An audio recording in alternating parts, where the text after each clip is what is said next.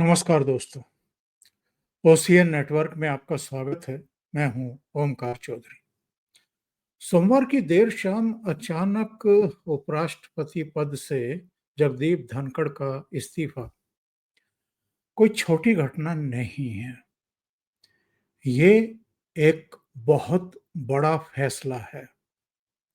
उन्होंने राष्ट्रपति को भेजे हुए अपने त्यागपत्र में स्वास्थ्य का हवाला दिया है।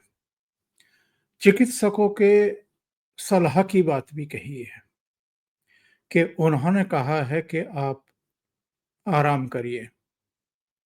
लेकिन क्या ये चीज गले से नीचे उतरने वाली है? ये बात सही है कि अभी मार्च में उनको हार्ट की प्रॉब्लम हुई थी। उनको एम्स में भर्ती कराया गया था। वो 10-12 दिन वहाँ रहे भी थे। खुद प्रधानमंत्री नरेंद्र मोदी उनसे मिलने के लिए गए थे। और एक घटना अभी उत्तराखंड में हुई थी। शायद हल्द्वानी में प्रोग्राम था। उद्बोधन के बाद वो नीचे उतरे।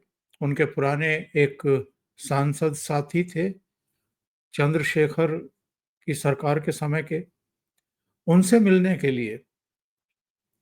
और जब उनसे गले मिल रहे थे तो लगभग लटक गए और सुरक्षा कर्मियों ने आकर के उनको संभाला। इसके बाद फिर उत्तराखंड के मुख्यमंत्री के दफ्तर से बताया गया कि वो अब ठीक हैं, स्वस्थ हैं और उनके जो आगे के कार्यक्रम हैं वो उनको करने के लिए तैयार हैं और उनमें शामिल होकर के ही वो दिल्ली लौटेंगे। लेकिन ये दो घटनाएं एक बात की तरफ तो इंगित करती हैं कि उनका स्वास्थ्य ठीक नहीं था। पूरी तरह वो स्वस्थ नहीं थे। और चूंकि हार्ट की प्रॉब्लम भी हुई थी तो जाहिर है चिकित्सकों ने कहा होगा। लेकिन जो घटनाक्रम है पूरा, और उस घटनाक्रम के बाद जिस तरह की चुप्पी है, प्रधानमंत्री नरेंद्र मोदी दिल्ली में ही हैं। उनकी तरफ से कोई बयान भी नहीं आया है, कोई ट्वीट भी नहीं आया है। इसी तरीके से उनकी केंद्रीय परिषद के जो दूसरे सीनियर कैबिनेट स्तर के मंत्री हैं, उनकी तरफ से भी कोई प्रतिक्रिया नहीं आई है। मीडिया में तरह-तरह की अटकलबाजियां हैं, जैसा हमेशा होता है। किसी को पता तो कुछ होता नहीं है। और इन लोगों को तो ये भी पता नहीं होता है कि दायाँ हाथ क्या कर रहा है, ये बाएँ हाथ को पता नहीं, बायाँ हाथ क्या कर रहा है, ये दाएँ हाथ को पता नहीं। मिनिस्ट्रीज़ की खबरें इन लोगों के पास होती नहीं हैं।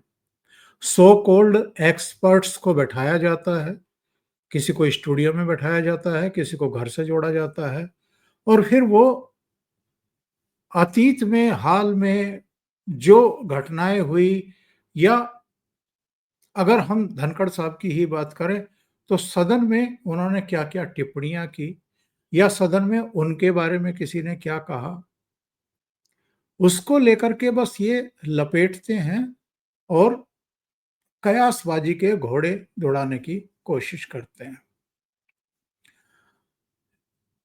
मैं कई टेलीविज़न चैनलों पर चर्चाएँ देख रहा था और उसमें आशुतोष से लेकर के कई लोग कुछ इस तरह की बातें कर रहे थे, गोल-गोल जलेबी उतार रहे थे कि जैसे जगदीप धनखड़ के प्रधानमंत्री नरेंद्र मोदी से कुछ तनाव रहे हैं, कुछ मुद्दे रहे हैं, जेपी नड्डा की तरफ इशारा, कभी किसी की तरफ इशारा, बिना नाम लिए।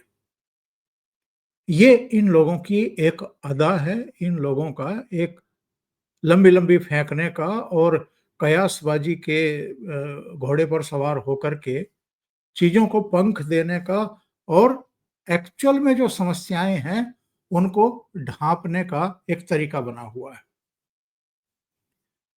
जहाँ तक मैं ऑब्ज़र्व करता रहा हूँ जगदीप धनखड़ साहब को, वो जाट कम्युनिटी से आते हैं और ईमानदार भी हैं, दृढ़ निश्चयी भी हैं, आसानी से किसी प्रेशर में, दबाव में दबने वाले या टूटने वालों में से भी नहीं हैं।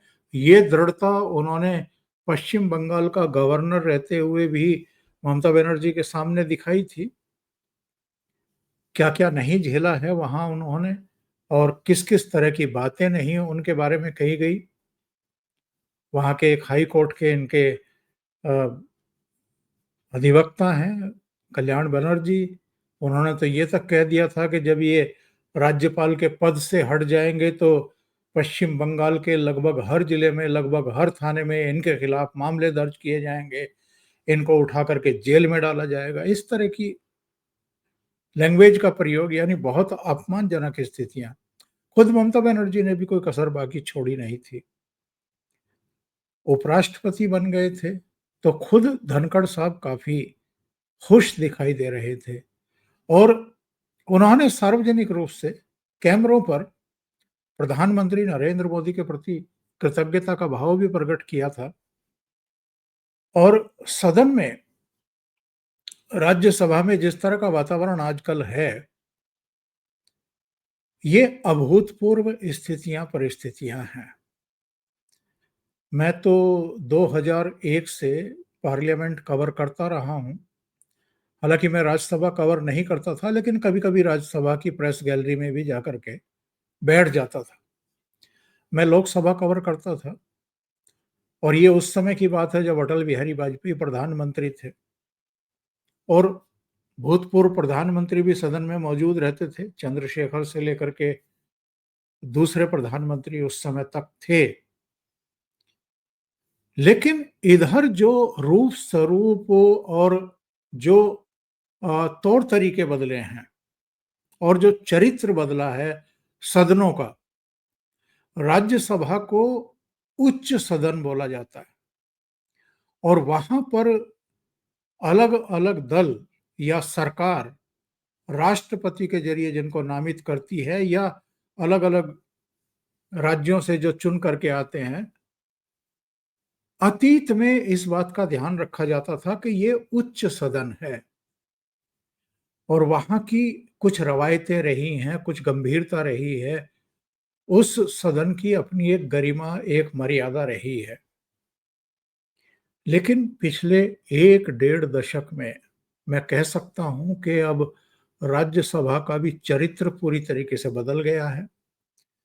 जो लोकसभा का चुनाव नहीं लड़ते हैं या लड़ते हैं और हार जाते हैं, पॉलिटिकल पार्टियां ऐसे अपने सीनियर नेताओं को भी राज्यसभा में भेजने लगी और जिस तरह के हंगामे, जिस तरह के बायकॉट, जिस तरह का हल्ला-गुल्ला और इधर तो सारे रिकॉर्ड टूट रहे हैं, जिस तरह के भाषण दिए जाते हैं, उन भाषणों में जिस तरह की लैंग्वेज का प्रयोग किया जाता है, कहीं किसी पद का कोई जैसे मान-सम्मान रह ही नहीं गया है, लिहाज़ रह ही नहीं गया है। जिसके जो मन में आता है वो कहता है और सदनों की क्या हालत करके रख दी है, पूरा राजनीतिक अखाड़े में तब्दील करके रख दिया है। लेकिन जब से धनखड़ साहब बतौर उपराष्ट्रपति, चूँकि एक पदेन सभापति भी होते हैं वो राज्यसभा के, तो राज्यसभा में वो कार्यवाही को संचालित भी करते हैं। ख़ास तौर से जब सीनियर मोस्ट या तो प्रधानमंत्री या गृह मंत्री या रक्षा मंत्री, वित्त और विदेश मंत्री जब कभी बोलने वाले होते हैं, तो आसन पर वो आमतौर पर रहते हैं। वरना जो उपसभापति है, आजकल हरिवंश हैं, वो विराजमान रहते हैं। जिस तरह की स्थितियाँ, परिस्थितियाँ राज्यसभा में रही हैं और मल्लिकार्जुन खड़गे से लेकर के मैंने तो जयराम रमेश और प्रमोद तिवारी जो आपके ममता बनर्जी के member of parliament Derek O'Brien से लेकर के और कल्याण बनर्जी जब तक लोकसभा के नहीं चुने गए थे, तब वो राज्यसभा में थे। उनकी तरफ से फिर आम आदमी पार्टी की तरफ से संजय सिंह, राघव चड्ढा, कई लोगों को बहुत अपमानजनक तरीके से जगदीप धनखड़ साहब से बात करते हुए देखा है।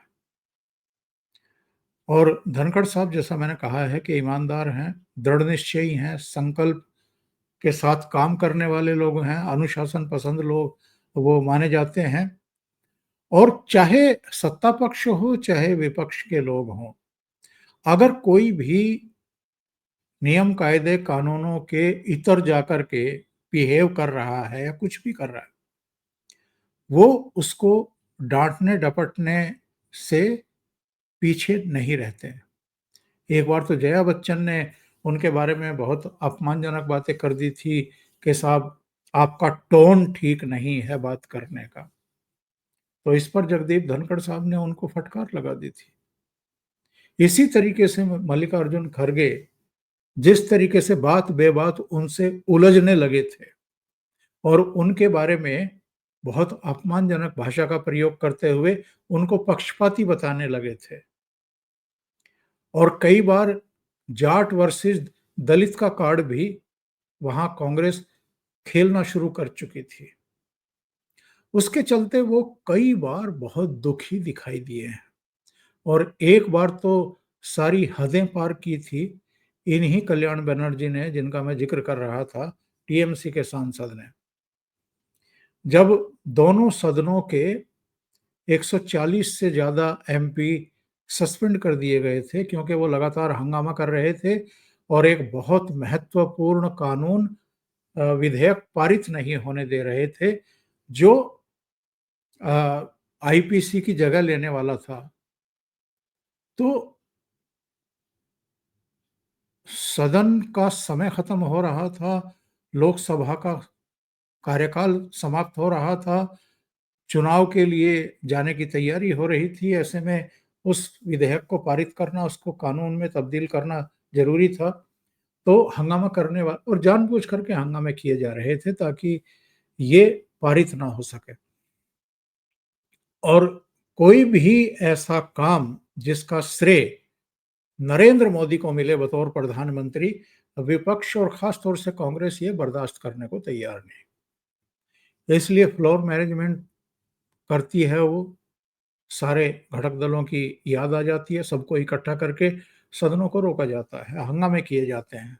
बहुत नियोजित तरीके से ये होता है, और उसमें स्पीकर का अपमान होता हो तो हो, प्रधानमंत्री को गाली गलौज दी जानी होती है तो दी जाती है।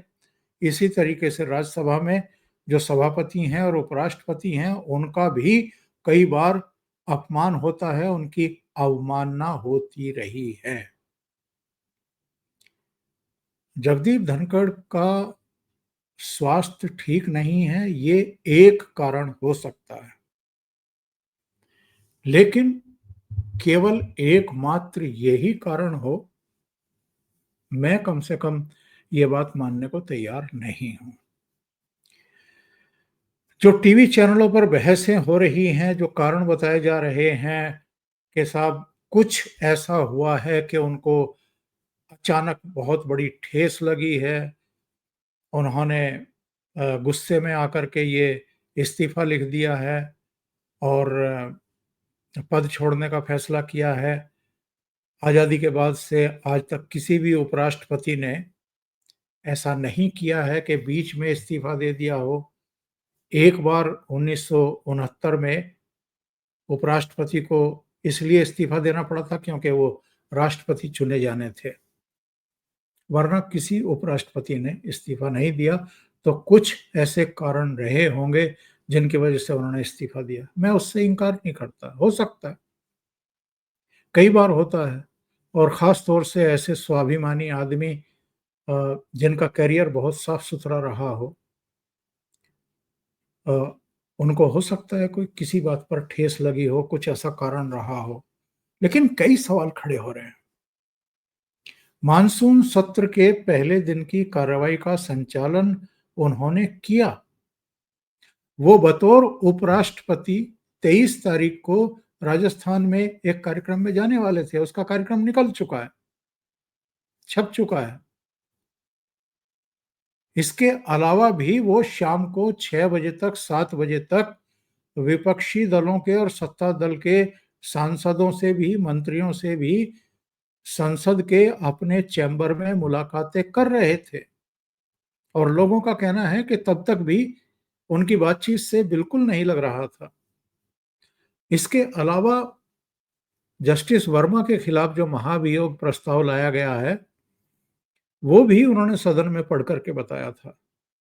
उन्होंने ये भी कहा था सांसदों से कि पहलगाम, नरसंहार और ऑपरेशन सिंदूर पर सबको बोलने का अवसर दिया जाएगा। राज्यसभा में भी 9 घंटे की बहस होनी है और लोकसभा में तो 16 घंटे की बहस होनी है। तो इन दो मुख्य मुद्दों पर 25 घंटे की बहस दोनों सदनों में होनी है। तो जब धनखड़ साहब ये सब कर रहे थे और सामान्य थे, तो फिर अचानक क्या हुआ कि 9 बजे के आसपास खबर आनी शुरू हुई कि जगदीप धनखड़ साहब ने इस्तीफा दे दिया। अब तमाम तरह की बातें की जा रही हैं। लोग तो अब नए उपराष्ट्रपति के भी कयास लगाने शुरू कर चुके हैं कि कौन बनने वाला है। कोई नीतीश का नाम ले रहा है, कोई जेपी नड्डा का नाम ले रहा है, कोई किसी का नाम ले रहा है। कोई कह रहा है कि जगदीप धनखड़ को भारतीय जनता पार्टी का अध्यक्ष बनाया जाएगा। भई, अगर स्वास्थ्य कारणों से उन्होंने इस्तीफा दिया है, वाक़ई स्वास्थ्य कारणों से अगर दिया है, भारतीय जनता पार्टी के अध्यक्ष पद पर वो कैसे रह सकते हैं? ऐसा पद जिसके लिए 24/7 ही काम करना पड़ता है, जैसे प्रधानमंत्री काम करते हैं, ऐसे ही बीजेपी का अध्यक्ष भी करता है। तो अस्वस्थ आदमी को भारतीय जनता पार्टी का नेतृत्व, पार्टी का राष्ट्रीय अध्यक्ष क्यों बनाएगा, और वो भी उपराष्ट्रपति पद से इस्तीफा दिलवा करके? ये चीज़ें गले से उतरती नहीं है। असली कारण क्या है वो तो आगे सामने आएँगे, लेकिन कुछ घटनाएँ अभी हाल-फिलहाल में पिछले 6-8 महीने में हुई हैं। एक जगह कृषि मंत्री शिवराज चौहान भी कार्यक्रम में थे और उपराष्ट्रपति ने किसानों की समस्याओं को लेकर के अपना गुस्सा जाहिर किया था और ये कहा था कि अगर सरकार ने किसानों से कुछ वादे किए थे, तो वो वादे पूरे क्यों नहीं हुए हैं। उन्होंने कहा कि पहले भी वो लंबा आंदोलन चला चुके हैं, वो फिर धरने पर बैठे हुए हैं। ये तब की बात है जब शंभू बॉर्डर पर वो पंजाब के किसान बैठे हुए थे और कुछ दूसरी जगहों पर भी आंदोलन चल रहे थे। इसके अलावा भी उन्होंने हाल-फिलहाल में कुछ ऐसे बयान दिए हैं, जो मुझे लगता है कि जो सत्ता को चला रहे हैं, शायद उनको पसंद ना आए हों। कारण क्या है? आने वाले दिनों में पता चलेगा।